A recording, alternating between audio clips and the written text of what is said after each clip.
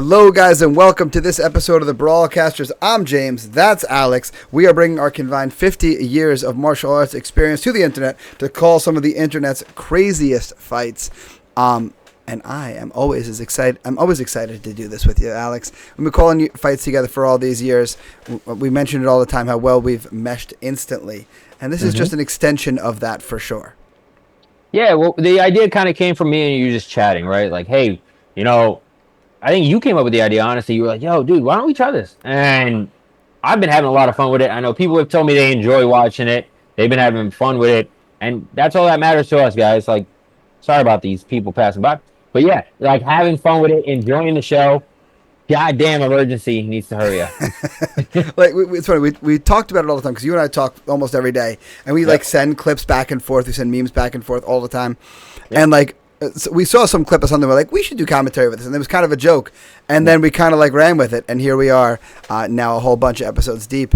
And as of today's filming, we are approaching 12,000 views in the channel, which is crazy. Yeah. So we appreciate that, guys. Thank you very much. Continue to subscribe. Do that first so you guys get notified as soon as all the new episodes drop. Continue watching our shorts like you've been doing. Make sure you're watching these full episodes. But most importantly, guys, leave those comments. We'd love to hear from you guys what you like, what you don't, your opinions on things. Because we've had some great conversations in the comments already, and that's been a lot of fun. Other than that, guys, leave the fights that you want to see us call. Just make sure the fights have a referee.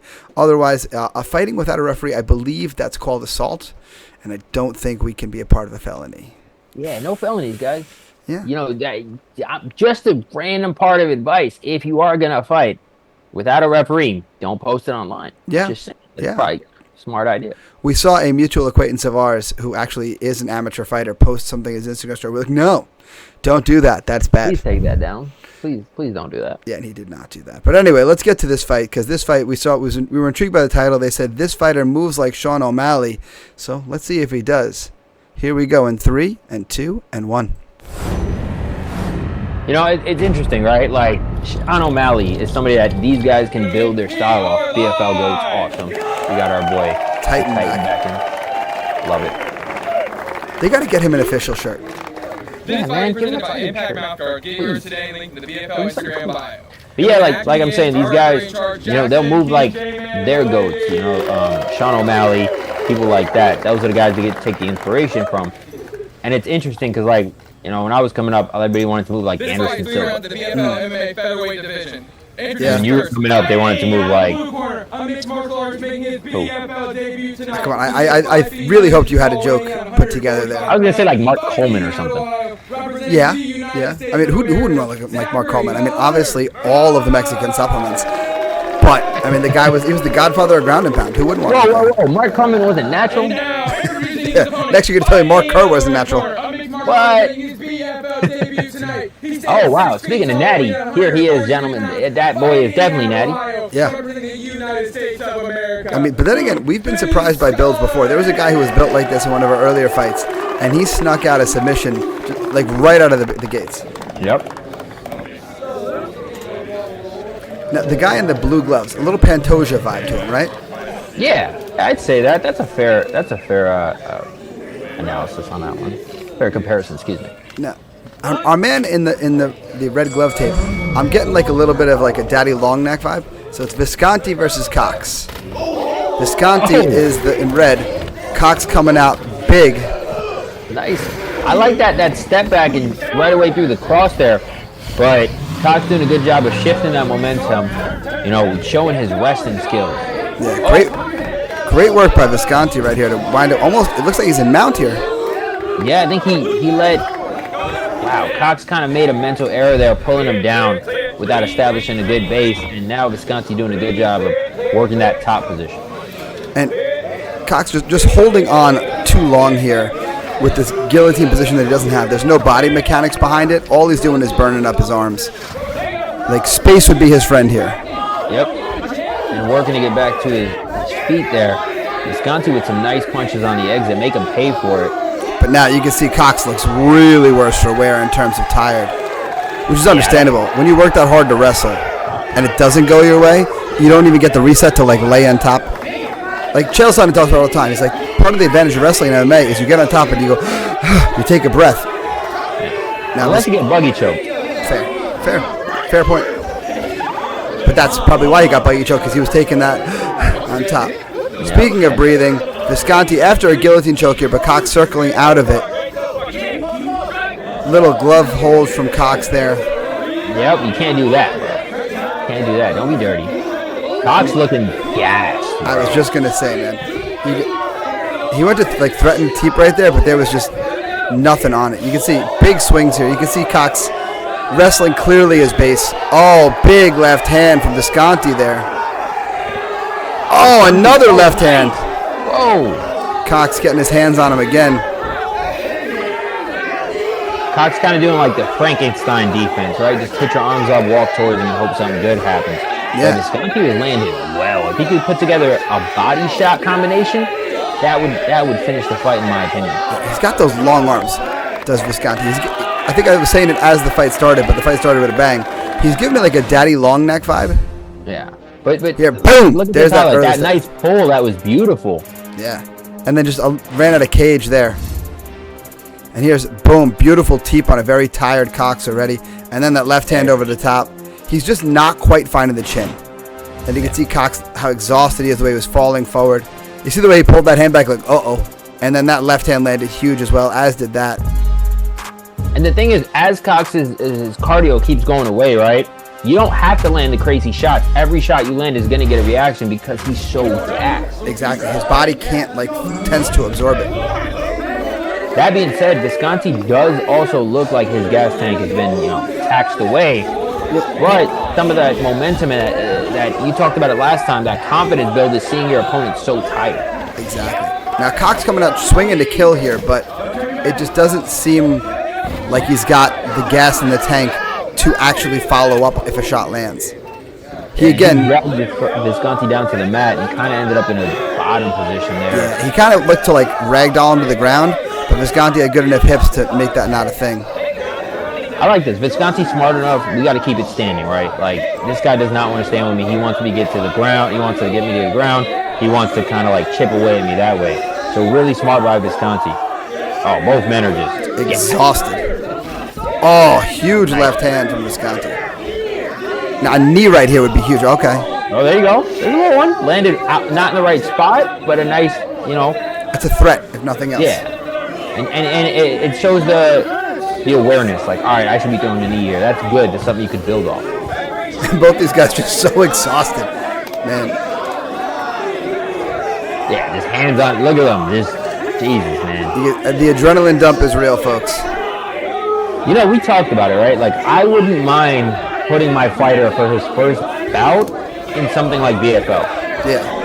I mean, they seem, the referees are accurately conservative.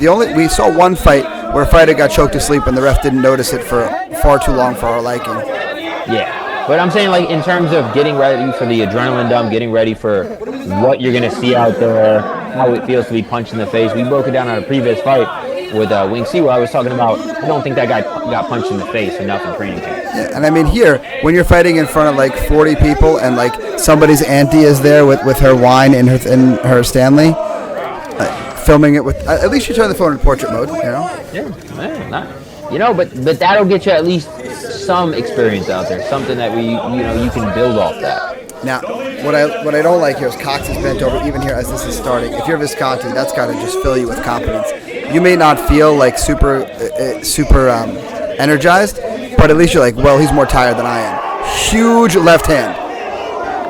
Now, Visconti's just swinging too big. If he was a little more linear with his strikes, he'll be able to land a little cleaner. See there, he's keeping things a little cleaner now. Dude, it sucks, man. Cox can't even really step right. All these steps are labored. I could see something like this if I was calling an amateur fight, the ref warning him and potentially stopping the bout, not because he's too damaged, it's because he's too gassed, so he can't accurately defend himself. And we've seen this in amateur fights before, where guys, they just come out like gangbusters at first, and then there's just no gas in the tank, and that's what leads to the end of the fight.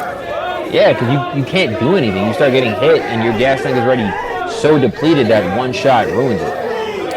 Now you can see the uncle in the background wearing the tank top, who's definitely just stand up, bro. This jiu-jitsu stuff don't work. No, I don't think he understands the martial arts aspect. Oh, that body shot was ridiculous. Oh, That was such a hard body shot, and Visconti doing the right thing. He's sneaking body shots in with these headshots. Yep, nice job. Visconti needs more of that body work. This is like this right here, walking away, not even doing anything with his hands on his hips. If you're the ref, oh, nice kick. Good Lord. You need just like 2 more. If you're Visconti, land like another one of those, and then just be able to follow it. Fight's over. Yeah, and shout out to Cox. He's staying in there, but dude, he's got nothing left in there. Oh, snap of a guillotine is Visconti, but he doesn't have the body mechanics here to finish this. But at least, is Cox out? No. It looked like that for a second because that arm went limp. Yeah, I think he just like, all right, I'm not going to fight anymore. I think both fighters are just kind of... Yeah, like we're gonna hold on to each other in this position until the fight's over. Yeah, both guys just cuddling at the end there. That was amazing to see. You got to give that fight to Visconti, right? Yeah, just for sheer damage. My question is, who moved like Sean O'Malley there? Yeah, I think they're gonna say Visconti did. The score of this fight, 28. No. For your winner by unanimous decision. And it's raining. That must be why Visconti fell. Yeah, this is not the first BFL fight where we saw it rain. I'm gonna go on a limb here, and no offense, Visconti, but I don't think you're the next Sean O'Malley yet. Yeah, not yet. Though that pull and pop was a really good. The pulling back with the cross, really nice. That was amazing. And you weathered the storm. You stood in there. You did your thing, dog. Not yet. Yeah, not Sean O'Malley. Yes. Yeah, just because you're built like Daddy Longneck doesn't mean that you could be calling yourself Sean O'Malley. No, Though that body shot he landed on the ground. I don't know if that was nice. Yeah, see, I have my audio turned up. Alex does not, and I heard it. It was like, oh! It sounded like somebody hitting a punching bag with a wiffle ball bat. Dude, that I will say, good job. There's a lot to build off for Visconti, and one thing I'll give Cox is he's got heart, right? Like he was depleted, but he stood in there. He's got heart. You can't teach heart. He has that. The only thing is like too many big shots, not enough setups, and I would say his wrestling, he forced a lot of it. Exactly. So that's why you got to get in the gym. That's why you got to get in the gym. That work is done in the gym. You can't do it out in the cage, unfortunately. That's where you're going to fill those gaps. That's where you're going to feel that fatigue and be able to push through it. Any closing thoughts on this fight, Alex? Nah, man, I was going to say, just get in the gym, guys. Get in the training facility. And BFL is definitely a great spot to start. Yeah, and again, no question that these guys are built to brawl. But, I mean, we'd love to see a little more work in the gym to give them the gas tanks to make that fight what it should be. So, until next time, guys, make sure you subscribe so you get those new episodes right as they drop. Continue with the likes, with the views, with the comments. We love all that. But, of course, guys, subscribe so you guys get the new episodes right as they come. Until next time, guys, brawl on.